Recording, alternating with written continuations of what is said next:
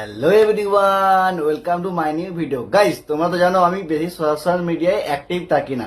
যতটুকু অ্যাক্টিভ থাকি ততটুকুই হচ্ছে আমার ভিডিওর উপর আমি ভিত্তি করে অনলাইন থাকি। তো গাইস, তো অনেকদিন থেকে একটা ভিডিও খুব ভাইরাল চলছে। আমার এই দেশের প্রধানমন্ত্রী আমাদের কাছে হাত জোর করে একটা রিকোয়েস্ট করেছে যে আমরা বিগত কয়েকদিন আগে আমরা দেখেছিলাম আমাদের ইরানের সঙ্গে একটা যুদ্ধ হয়েছিল। ওই যুদ্ধে আমাদের কি কি সংকট নেমে এসেছিল, পেট্রোলের উপরে সংকট নেমে এসেছিল গাইস।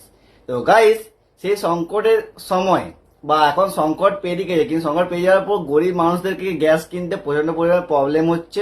প্লাস আগে গ্যাস ছিল 973 টাকা, এখন গ্যাস সেই 973 টাকা বেড়ে এখন 2000 টাকা হয়ে গেছে। পার সিলিন্ডার 2000 টাকা হয়ে গেছে গাইস। তো গরিব মানুষ যারা খুব কম পরিমাণে রোজগার করে তাদের কাছে গ্যাসে উনুন ধরানো বা গ্যাসে চুলা ধরানোর পক্ষে প্রচন্ড পরিমাণ অসুবিধা ফেস করতে হচ্ছে।